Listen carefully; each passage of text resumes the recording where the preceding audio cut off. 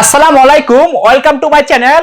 আজকে আমি এইচএসসি আইসিটির হচ্ছে তিনটি সংখ্যার গড় নির্ণয়ের জন্য একটা প্রবলেম আছে। এই প্রবলেমটা আমি সলভ করে দিব এবং আপনারা জানেন যে ফ্লো চার্ট এবং অ্যালগরিদমের উপরে বিভিন্ন ম্যাথমেটিক্স বা বিভিন্ন প্রবলেম, বাস্তব জীবনের প্রবলেম আসে।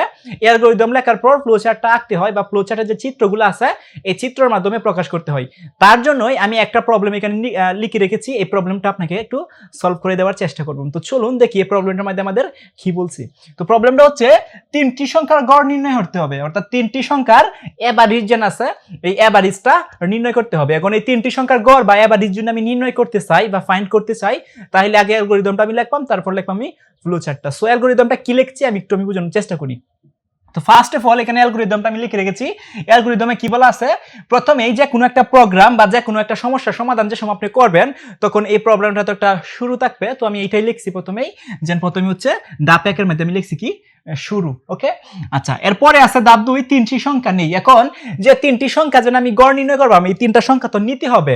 এইটা ইনপুট মানে কম্পিউটারের মাধ্যমে ইউজারের কাছ থেকে ইনপুট নিতে হবে। সো ইনপুট নেওয়ার জন্য তিনটি সংখ্যা আমি নিলাম এবং ধাপ 3 এর মধ্যে এসে কি করছে, এই তিনটি সংখ্যাকে যোগ করবাম। আমরা জানি কি এভারেজ নির্ণয় করার একটা কোনো কতগুলো সংখ্যার এভারেজ নির্ণয় করার জন্য এভারেজ নির্ণয় করার যে প্রসিডিউরগুলো আছে, এই প্রসিডিউরগুলোর মধ্যে প্রথমে হচ্ছে তিনটি যতগুলো সংখ্যা থাকবো ওই ততগুলো সংখ্যা যোগ করিয়া ওই সংখ্যা দ্বারা ভাগ করতে হবে। এখন তিনটি সংখ্যা আমি এখান থেকে ইনপুট নিচ্ছি, তো তিনটি সংখ্যা যোগ করার পরে 3 দিয়ে ভাগ করতে হবে। এখন যদি আপনাকে বলতো 5টি সংখ্যার গড় নির্ণয় করো, তাহলে আপনি 5টি সংখ্যা নিতে হবে এবং 5 দ্বারা ভাগ করতে হবে। এখন যদি বলে 8টি সংখ্যার গড় নির্ণয় করো, তাহলে 8টি সংখ্যা ইনপুট হিসেবে নিতে হবে এবং 8 দ্বারা ভাগ করতে হবে। তো সেম প্রসিডিউর কনসেপ্ট, একে একটা বুঝলে হাজারটা আপনারা পারবেন। ওকে, সো এখানে আমি তিনটি সংখ্যা নিচ্ছি এবং তিনটি সংখ্যা দ্বারা 3 দ্বারা ভাগ করছি। ভাগ করার পরে ছাপাই মানে প্রিন্ট করি, অর্থাৎ ভিজিবল হওয়ার জন্য আমাদের চোখের সামনে কম্পিউটার মনিটরে দেখার জন্য আমাদের চোখের সামনে বা কম্পিউটার সামনে আমাদের দেখার জন্য আমার কি করতে হবে, দেখার জন্য আমাদের কি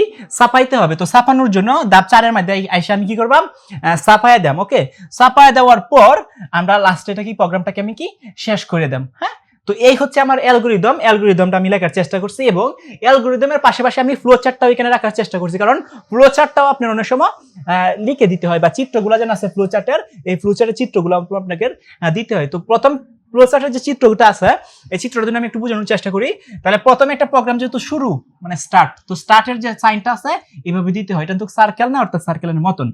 আচ্ছা, এরপরে আছে তিনটি সংখ্যা নেই। ইনপুট হিসাবে নেওয়ার পর যে চিহ্নটা আছে এই চিহ্নটা ইনপুট হিসাবে এ বি সি, আমি তিনটা ইনপুট সংখ্যা আমি নিলাম এবং ইনপুট নেওয়ার পর এবং প্রক্রিয়াকরণ, যে এইভাবে যে সাইনটা আছে এটা গেল হয় প্রক্রিয়াকরণ সাইন বা প্রক্রিয়াকরণ চিহ্ন। তো প্রক্রিয়াকরণ চিহ্নের মধ্যে আমি কি করছি, ইনপুট হিসাবে আমি নিছি এই যে ইনপুট যেগুলো নিছি এই ইনপুটগুলোকে আমি কি যোগ করছি, a + b + c, যোগ করার পর আমি কি করছি 3 দিয়ে ভাগ করছি। তো যে আমাদের ইনপুট সংখ্যাগুলো নিছি এই ইনপুট সংখ্যাগুলো আমরা যোগ করছি, যোগ করার পর 3 দিয়ে ভাগ করছি এবং 3 দিয়ে ভাগ করার পর যে টোটাল আনসারটা আছে এই আনসারটা আমি x নামক একটা ভেরিয়েবলের মধ্যে স্টোর করছি। ভেরিয়েবল কি আপনারা পরে বুঝবেন। সো x একটা ভেরিয়েবলের মধ্যে আমি স্টোর করছি মানে রাখছি।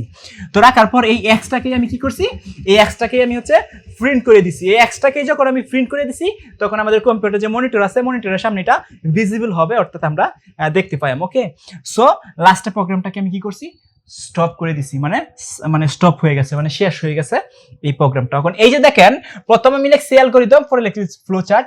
এইভাবে স্টেপ বাই স্টেপ প্রসিডিউর আপনারা অবলম্বন করে এগুলোকে বাস্তব জীবনের যে সমস্যাগুলো দেওয়া থাকবো এই সমস্যাগুলো আপনাদের সলভ করতে হবে। স্টেপ বাই স্টেপ সলভ করতে হবে।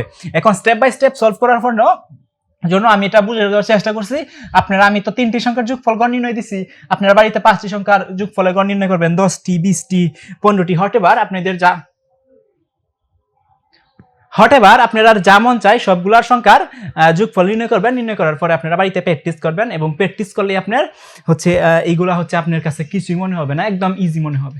তো সবাই ভালো থাকবেন, সুস্থ থাকবেন, দেখা হবে নেক্সট ক্লাসে। আল্লাহ হাফেজ।